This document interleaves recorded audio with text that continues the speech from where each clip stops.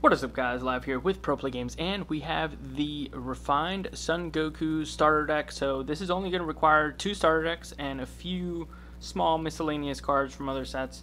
The budget goal for this set, for this deck, is going to be $40. So $30 in 2 starter decks, and then another $10 in any miscellaneous other cards that you want to use to upgrade the deck that you see on this profile. So this is going to be a perfect guide for those of you getting back into Dragon Ball Super, want some accessible cards that are not from Draft Box or Super Rares that are short printed or anything like that. This is a very simple, easy to build deck, and it's guaranteed going to be able to be competitively viable at your locals.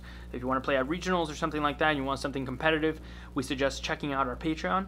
PPG, DBS, you'll be able to get refined versions of all these decks and more that we keep exclusively on there for our Patreon members. So definitely consider checking that out and supporting the channel, of course, in that way.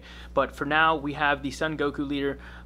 Very cool, exclusive card that you could only get in the starter deck. Now, it does have critical on the front side, so it's going to be able to put pressure on your opponent from the beginning, from turn 1, really, which is really cool because a lot of leaders really rely on getting those first 1, 2, 3 cards from their life into their hand, because it really just fuels them in being able to see their combo, get their combo going, all the stuff. This is kind of gonna take that away from your opponent. It's gonna actually make them take away cards from their hand or take away cards from their life. Regardless, they have to be defending this guy the entire game pretty much, because he's critical on the front and the back. Now the other significant point about him is the Warrior of Universe 7 trait. That makes it so that all your Universe 7 cards in the deck have no specified cost. So when you see cards that say like, oh, this is 3 energy, but it requires 2 of them to be green, it doesn't matter about the green. All you have to do is have 3 energy to play that card. So you still have to pay the energy, but you don't have to pay the specified color requirement for each card. So when you see cards in here, it's almost like a rainbow deck. That's what's really fun about this deck. You can really play anything that says Universe 7 and not worry about the cost. Now, you do still have to pay the regular cost for like extra cards and stuff like that, unless you're Universe 7. But the Awaken's actually really cool on this guy because it allows us for a turn 2 Awaken. So that is extremely powerful because you're going to see the backside of this guy and you're going to want to be on the backside as soon as possible. So being able to turn 2 Awaken is going to be very cool. Or you can just wait until you're 4 life or less to Awaken. It's going to be a draw 2 leader, so you're going to have a lot of advantage, which is good because this is going to be an aggro deck. So you want to have as many cards to really push and like combo and things like that. But this is the backside. It has critical as well, which is one of the main reasons why we want to be on the backside, because it's pretty much the same as the front side, but it's more powerful. It's got 15k attack as opposed to 10k attack. And then when this card attacks, you can draw 1 card, which is great. That's why you want to be on the backside, because the front side does not draw you cards. And you can boost a Universe 7 in your battle area by 5k for the duration of the turn. Duration of the turns. If that Universe 7 card has like, dual attack or something like that, it'll stay with that 5k combo, 5k power boost for the entire turn. So very cool card. This is your main hitter, and this is what's going to really put your opponent very scared for their life, literally, because they don't want that life to go away without them seeing it in their hand like normal. Now, the next card that we have here is the Saiyan Kaba. Now, this is one of the cards that don't come in the starter deck.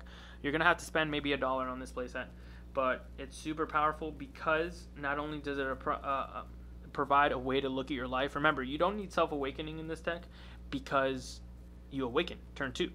But the reason why we're playing cards that take cards from our life is because your opponent is going to try to not attack you because you're already awakened.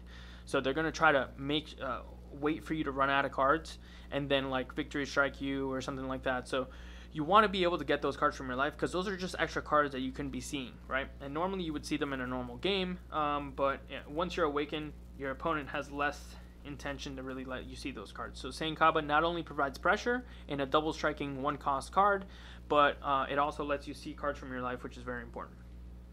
Next card we play here is 4 Tyranny's Cost. Now, normally we wouldn't play any type of invoke strategy, right? The invoke strategy requires you to play like multicolor extra cards, just like Tyranny's Cost, as well as invoker cards, which are very expensive, especially the Vegeta that you normally play in this deck.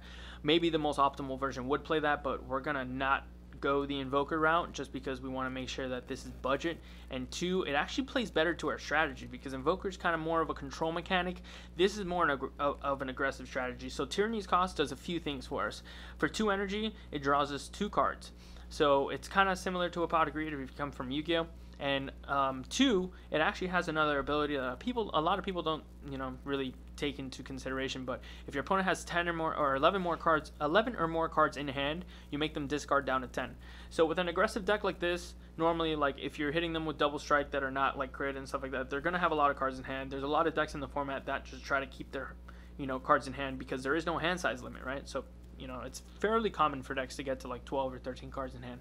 So Tyranny's Cost is going to be able to essentially say discard 2, discard 3, which is pretty common for this card to happen. Also, we need a few extra cards in our drop area, and this is the only multicolored card that we have for one of our big finishers, which you'll see later in the deck. Next card is going to be We Are Universe 7. It's going to be the next extra card that we're going to be able to play in this deck. Is because it has 2 different abilities, so you can actually choose one or the other. Now, the first one is that you can actually search Universe 7 from your drop area, any of them. So if you played Victory Strike for some reason or whatever, one of your bombs that you're going to see later in the deck, you can easily buy back that card, which is really cool for 1 energy being able to buy back something. As well as that, you'll either play it as getting back any Universe 7 from your drop, or you can use it to search any Universe 7 from your deck. That one does have a restriction though. That one could only be cost 4 or less. So you cannot like search out a Victory Strike or something like that. So super powerful card. It gives you access to what you need when you need it. So it's definitely a 4 of, and at worst it's energy. Remember, this is a red energy base, so like cards like saying Kaba, for example, you need to pay the 1 red because it's not a Universe 7 card. Next card we play here is the 2-drop. This is the starter deck exclusive. This is the Ultra Instinct Goku Universal Impulse. I really like this card, and this is probably the main reasons why this deck is even playable or even has any type of consideration. It's because this is a 2-drop 26,000 attacker. So this guy puts in all the work, and it actually is one of the cards that allow you for a turn 1 Awaken. Because remember, the Awaken ability here, or conditions to meet, is having a Universe 7 25k or more, and like I said, as early as turn 2, and remember, this has no specified cost, so you don't need blue and red, because this is a Universe 7 card. You can play this for any 2 energy, and it's fantastic because you don't have to play like multicolor lands to make sure that you have the red and the blue and all that stuff. The consistency is perfect with a Warriors of Universe 7 deck because of that special ability. So you're going to have this 2-drop come in on turn 2, be able to awaken you, and it's going to come in for 3,100 attack, actually, because remember, when you awaken and you attack with this bad boy, he'll give your battle card plus 5k strength for the duration of the turn. So he's hitting for 31 on turn 2, along with your leader swing, which they'll normally negate the leader swing just because they don't want to take crit. But by negating this, they're taking 31, so it doesn't matter, And it's okay. Remember, they're going to get cards to their hand eventually, whether they negate the leader or they negate your battle cards. One of the 2 has to happen, right? So if they get too many cards in hand, you could just Tyranny's Cost them, but it's still fine. Another cool ability of this guy is he only gets plus 10k for the turn that he's played. So it is sort of like a one-shotter. Think of like Mirror Creator Absorb back from when people used to play that with Champa. You can play this almost in the same fashion because it comes out just so strong. 31 base, and then you being able to throw on a Champa on that's 41 double strike. Your opponent's normally just going to take that life as a snap, take that life. So you don't have to worry too much. But the cool thing about him is that he does have a replay ability. He does have an auto that when your opponent plays a battle card, you may return this card to the owner's hand. So if your opponent plays a counterplay and tries to tap him down with like Champa the Trickster, you could be like, okay, well, I don't want to, I don't want this card to be vulnerable to an attack next turn, and you kind of like nullified him from, doing any damage, so I'm just going to put him back to my hand. So very, very important ability to kind of like make sense, to kind of be heads up about, because it will save you a lot of games, and it will essentially make these 4 copies into maybe 8 copies or 8 instances of this card, because you keep getting it back to your hand. It's kind of not like, it's not like you play it, they kill it, you have to draw another one to play it again. It can essentially always just be available to you at any time. And now the cool little combo that you can do with that 2-drop, hey, what are the benefits of me getting back this 2-drop? Sure, you can play it again and recast it, but the main reason is really this Ssb Vegeta right here. Now, not only is it a blocker, 25k, but it does have an auto that when one of your red or blue multicolored battle cards is removed from your battle area by a skill, if this card is not in your battle area, you can go ahead and play this. So that's a 0 cost 25k blocker, and that is enormous for a deck like this. Normally, you're just going to attack with this guy, because 25k base, let's face it, is insane, right? So it's not the worst thing to just attack with him, but having the ability to even be a blocker is huge, especially because the 25k power mark is so hard to get rid of. They can't just like double 10k, negate it, or give it minus ability, minus 20k. They can't just like Vegeta, exploiting weakness, give your whole board minus 20 and clear it off. This is something that's going to stay on board for a while, and it's very hard to get rid of, and it's free, remember. And if they do get rid of it, they have the chance, they have the, you know, the risk of you playing another one. And you're just going to be able to keep pressuring them with not only a 26 when you bring out the two-drop Goku, but when they play a battle card, that Goku is going to go back to your hand, and this Vegeta is going to come out. So very, very good card. You want to make sure that you have access to it, especially when you have that Goku on board, or access to it in your hand. Next card we're going to play is Master Roshi, Forged of Will. Remember, this does take 1 yellow, but because it's a Universe 7, we play actual, like, 0 yellow in this deck, really. So this guy will just be a 1 energy negate. And the reason why you play him instead of any type of, like, extra card negate is because, A, he doesn't require any specified cost because it's a Universe 7, but B, he is a combo fodder. He's a 5k combo. So not only is he a negate, but he's a 5k combo when you're, like, pushing for game or pushing for damage or anything like that. Now, the main card that we want to make sure that we maximize in this deck is, now this can be Champa or it can be this. It's really the same thing. This is Hidden Power E Supreme Kai. Now, this guy in the middle of battle can give any of your battle cards, or any of your cards actually, double strike. So the main goal is, as you can guess, attack with your critical leader, and once they have no negates, you can go ahead and combo this off and give it double strike. And because it has critical, it will have double strike critical, and your opponent will lose 2 life. And that is the main card that you want to use on this. But remember, you can use it on that 2-drop Goku that has base 31k power as well. You just want to have as many copies of this as possible. Just make sure you're throwing them down very aggressively, because that's how you're going to get your opponent to really get out of the game as soon as possible. Next card we're going to play is the Backbone of Universe 7 Son Goku. Now, thing to note, your 1-drop We Are Universe 7 extra card can search this super combo. Yeah, so this is very, very powerful and very good to know, especially when you're going for game. Being able to just spend 1 energy on a super combo, making sure that you have it in your hand, is huge. Now, the only drawback and positive of this card is that you have to be at 5 or less life. So, you know, it's relatively easy. If it was 4 or less, it would be significantly worse, but 5 or less is actually not the worst thing in the world. He's going to be able to just draw you a card and just give you plus 10k attack. So very, very cool. It being searchable is honestly the #1 selling point to this. The other option that you have is the Beerus red-blue super combo, but the problem with that one is that it doesn't really help you push for game. That's more of a defensive super combo. This Backbone is more of an aggressive super combo, so it's going to actually be able to cycle you into more cards that you want to see and extend your plays, kind of like Senzu Bean. Senzu Bean is one of the best extenders offensively, because for the cost of 1 blue, and remember, the base of your deck is blue, so you're always going to have a blue charge in this deck, and that's why we're playing Senzu Bean, because remember, it's not a Universe 7 card, so we do need to pay the actual 1 blue to cast this card, but it's going to be able to restand 2 of your energy for the cost of 1 and give any of your cards plus 5k for the duration of the turn. So it's great to use on cards that can attack multiple times, but you can always use it just on anything just to extend plays. You could also use it defensively if you're in a pinch and you don't want to get rushed down. It's something that mitigates the onslaught on the defensive side. Next card we play is the Frieza, Undying Emperor. Now this one's from the new set. I don't think this card comes in the deck, so this is one of the cards that, you know, you could pick up a playset for 40 cents, honestly, but it's great because not only is it a Universe 7 trait, so you don't have to pay that 2 blue if you happen to have like a blue and a red up. Remember, just 2 energy, and it is a counterplay. So this is essentially kind of like your Champa the Trickster in a way, your Desperate Measures in a way, those counterplays that other decks would normally play because they have the right mana base to play them. This deck, remember, the energy base is kind of all over the place, and you kind of always want to audible to Universe 7 just because it's, you know, it's really flexible with leaders like this that are warriors of Universe 7. But the cool thing about this is that it's also a body, right? So it's kind of like Chomp of the Trickster. It's a 5k at the end of the day. It's a 15k. You can attack for game with it. You can combo with it. It's great, right? And it's blue, which is the base of our deck. The really cool part about this is the counterplay ability, that when a battle card being played has an energy cost of 3 or less, it's returned to the owner's hand instead of being played.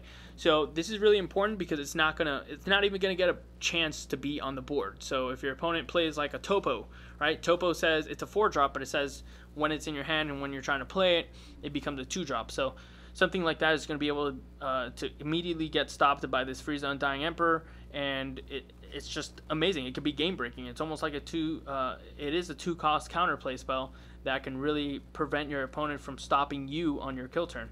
So super, super useful card. I don't know why they didn't include it in the deck, but it is very, very, very useful. And we play 4 copies just so that you can charge a few copies and always have it. Remember, this is like your only form of interaction on your opponent's turn.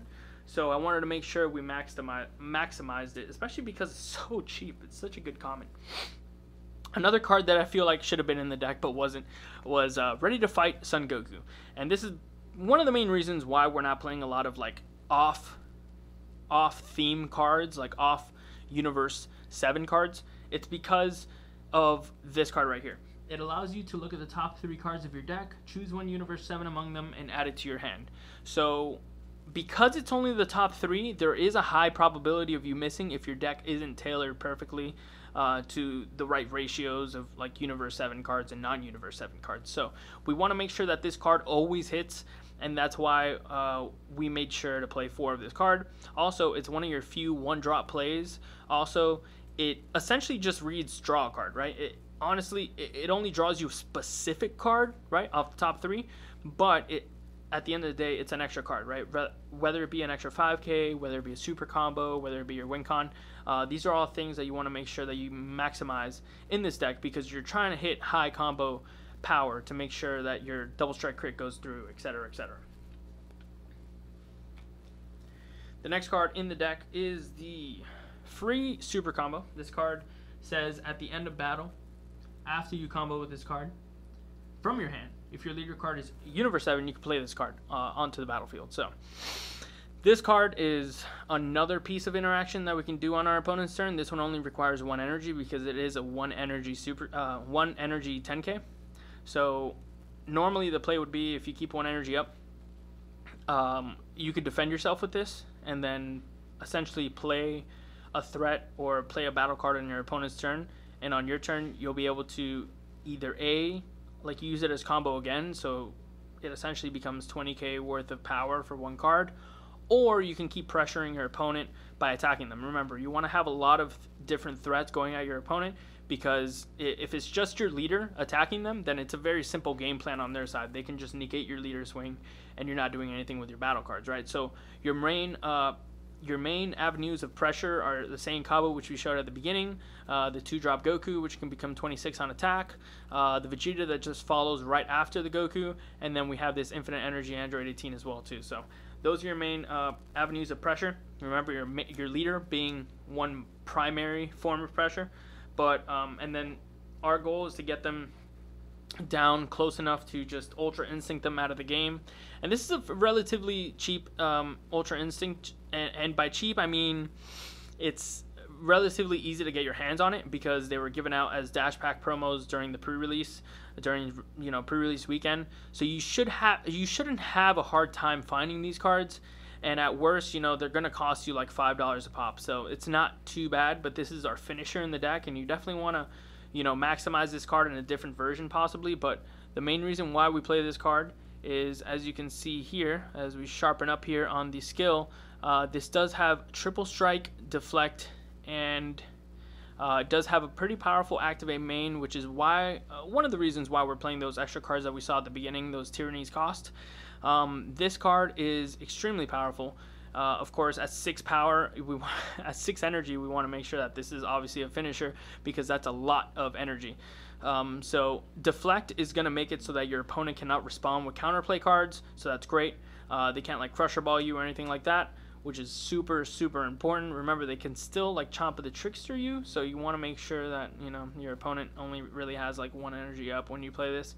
But regardless, this has 35k base attack, so it's extremely powerful, and it has triple strike, so it is going to strike 3 points of damage if this card connects, which is something that's great because a lot of people feel like they're safe at 3 life. At 2 life, they know that they're, you know, in lethal range because obviously they're going to see Champa. Usually everybody plays some sort of like double strike kind of card, but this one's triple, so they really won't see it coming too much.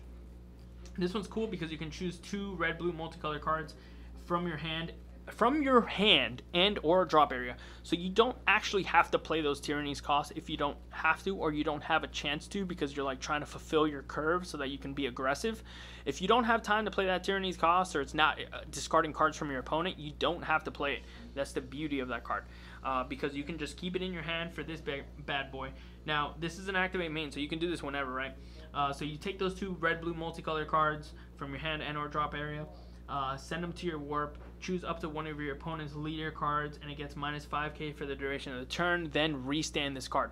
So this essentially becomes a dual attacker because it's attacking twice. So if your opponent has 1 negate, that's not enough. They have to have 2 negates. If they don't have 2 negates, they're dead in the water because this is going to strike them for 3 points of damage. So extremely powerful card. If you pair it with like a Senzu Bean or something where you get plus 5k for the turn, if you couple it with your leader, for example, right? So you attack with your leader, plus 5k to him, now he's a 40k, and now you're like 40k, triple strike. Insane. You just get a lot of free value, and remember, you're going to have a lot of combo power, so pushing through this guy is going to be great. If your opponent doesn't have a negate, they are dead, and by the time you play this card, because you're pressuring so much and they know the risk of you throwing a double strike on your leader to make a double strike critical, they're going to be negating your leader card 100%. Then you're going to hit them with this and they're not going to have an answer. So extremely powerful card, definitely something that you might want to up later in the future as you start changing the builds with a higher budget. But for now, we wanted to keep this in the $50 budget, which is why you see some type of card choices. We just wanted to make sure that it worked for anybody's budget. That's pretty much the deck, guys. If you like it, please leave a comment and like down below. We do appreciate you guys checking this out. We are going to have a revamped version of the other starter / expert deck that you can find in the set, the Cell deck. And we're also going to try to get Peter Katani here for a battle series to see these 2 decks do battle. And remember, if you want to see competitive battle series, competitive deck profiles, anything for an upcoming regional, you want to start winning events, topping events like all the PPG pros, please make sure you go and support the PPG Patreon. The links are going to be down in the description below. Thank you guys again for watching. Until next time.